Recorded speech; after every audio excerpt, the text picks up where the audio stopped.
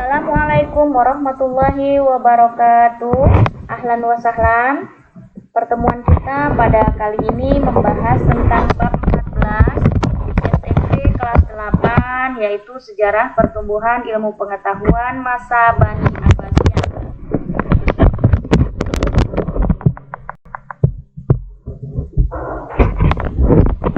Peta konsep sejarah pertumbuhan ilmu pengetahuan masa Bani Abbasiyah. 1. Sejarah berdirinya dinasti Bani Abbasiyah. 2. Perkembangan ilmu pengetahuan dinasti Bani Abbasiyah.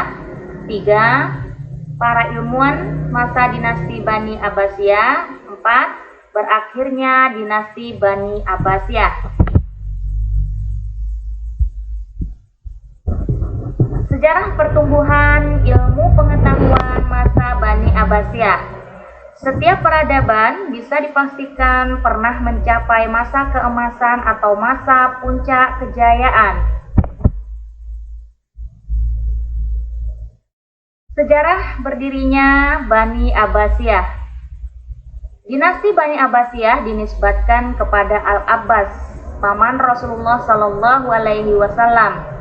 Dinasti ini didirikan oleh Abdullah As-Saffah bin Muhammad bin Ali bin Abdullah bin Abbas bin Abdul Muthalib pada tahun 132 Hijriah atau 750 Masehi.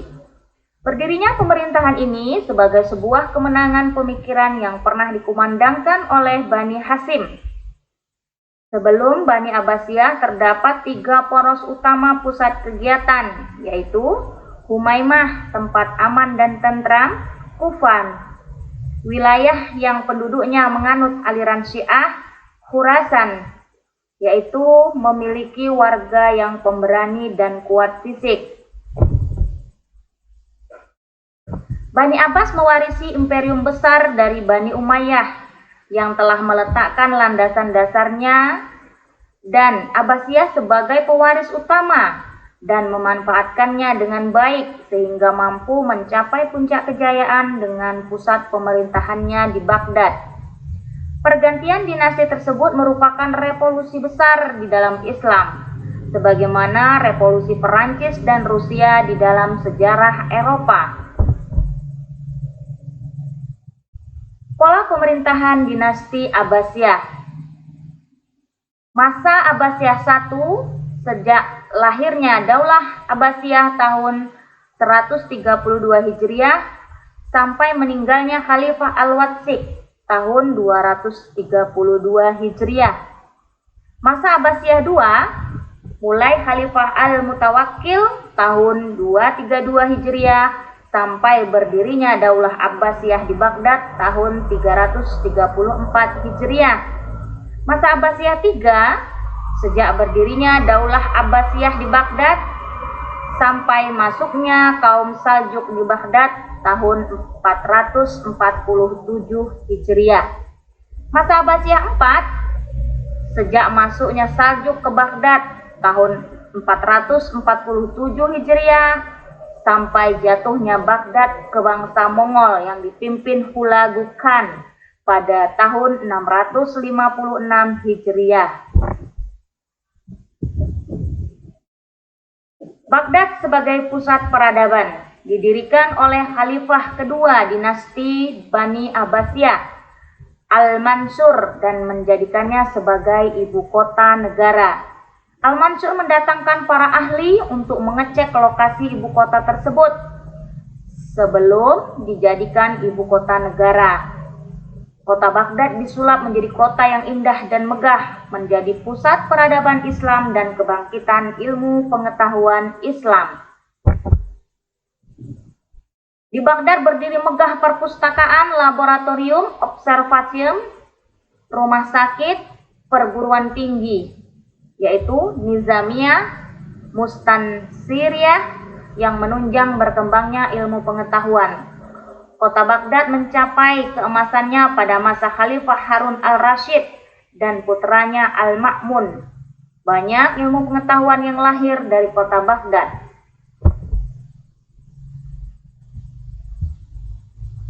Perkembangan ilmu pengetahuan Islam pada masa Bani Abbasiyah dikelompokkan menjadi dua, yaitu perkembangan ilmu nakli. Satu, ilmu tafsir, yaitu ilmu yang berusaha menjelaskan isi kandungan Al-Quran. Pada masa ini muncul tafsir bil ma'syur, penafsiran Al-Quran dengan hadis Nabi, dan tafsir bil ra'i, penafsiran Al-Quran dengan menggunakan akal pikiran.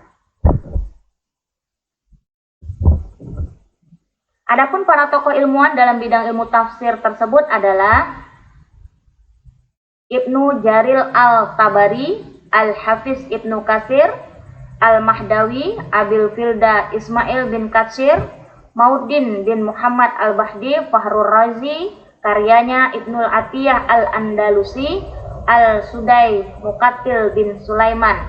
Ahli tafsir bil ra'yi yaitu Abu Bakar Asyam, Abu Muslim Muhammad bin Bahar Isfahani, Abu Jaru al-Ashidi, dan Abu Yunus Abdus Salam. Yang kedua yaitu ilmu hadis. Hadis merupakan sumber hukum kedua setelah Al-Quran. Pada masa ini muncul para muhaddisin atau ahli hadis, diantaranya Imam Bukhari, Imam Muslim, Abu Daud, At-Tirmizi, An-Nasa'i, Ibnu Majah, Imam Ahmad, Imam Malik, dan Ad-Darimi.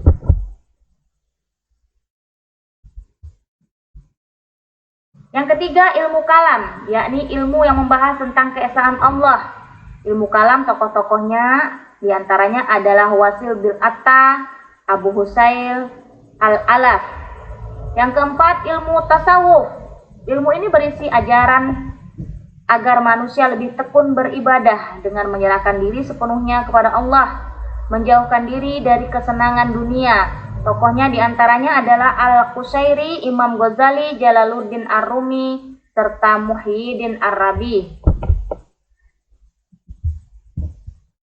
Ilmu bahasa. Ilmu ini terdiri dari nahwu, shorof, bayan, badi', arud, dan lain-lain. Tokoh ilmu bahasa Arab misalnya Imam Sibawaihin, Al-Kasai, Abu Usman Al-Mazini. Yang keenam ilmu fikih, yaitu ilmu yang membahas hukum Islam seperti ibadah dan muamalah. Pada masa ini muncul para fuqaha atau imam mazhab, diantaranya Imam Syafi'i dan Imam Hambal.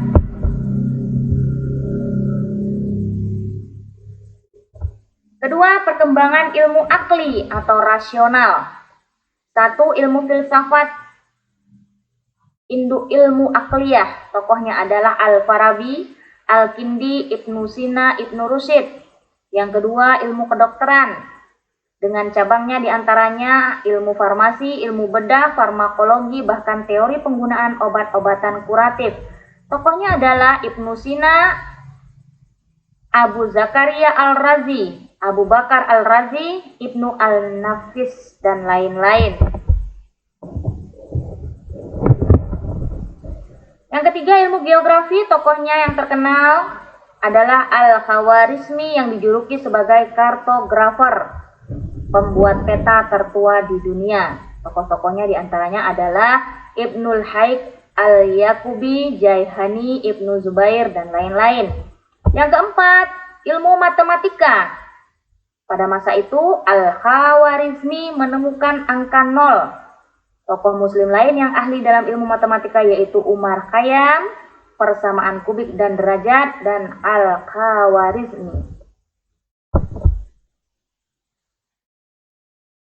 Yang kelima adalah ilmu astronomi atau ilmu falak.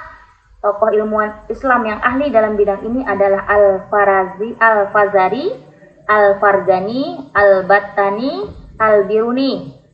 Yang keenam, ilmu optik, meliputi kajian visi atau penglihatan fisik maupun geometris. Tokohnya adalah Ibnu Haytham, Kamaluddin Al-Farasi, dan Husain bin Ishaq.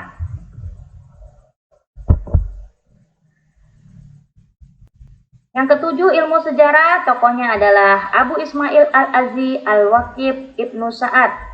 Di bidang kimia, ahlinya adalah Jabir bin Hayyan. Di bidang seni musik, tokohnya antara lain Yahya bin Abi Mansur Al-Musaili, dan lain-lain.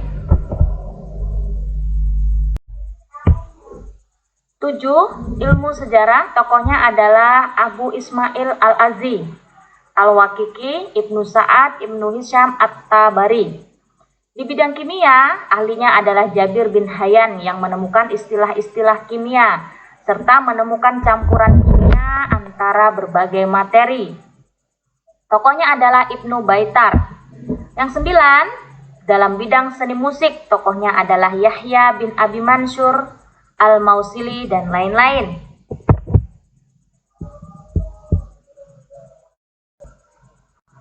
10. Bidang seni sastra, tokohnya adalah Abu Nuwas Al-Muntanabi, Al-Hariri, Omar Khayyam, Abu Al-Faraj, dan lain-lain. 11. Seni rupa, berkembang adalah kaligrafi, arsitektur, tekstil, logam, tembikar, kristal.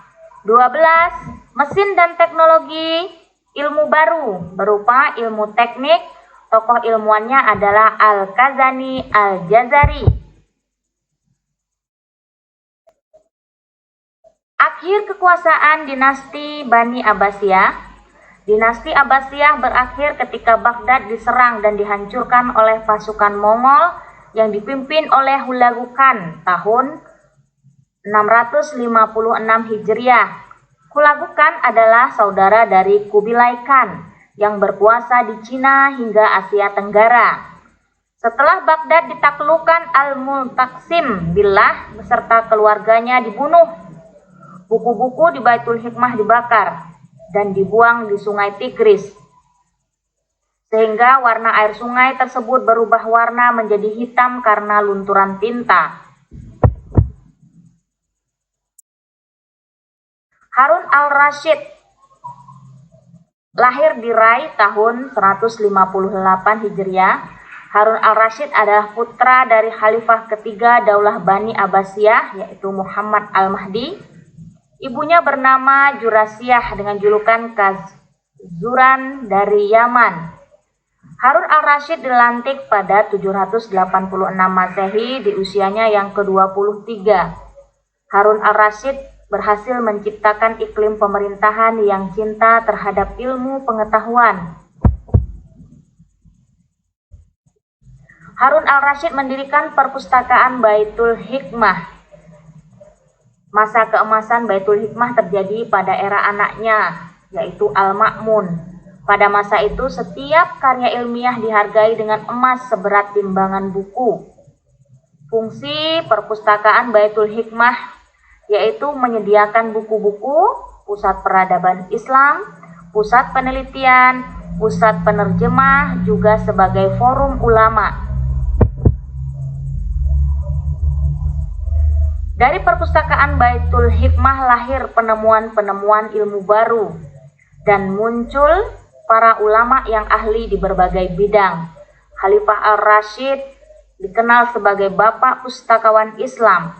Beliau meninggal dunia pada tahun 193 Hijriah atau 809 Masehi di Khurasan dalam usia 45 tahun.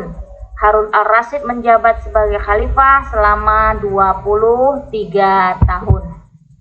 Demikianlah pemaparan Bani Abbasiyah. Barakallahu fikum. Summa salam. Assalamualaikum warahmatullahi wabarakatuh.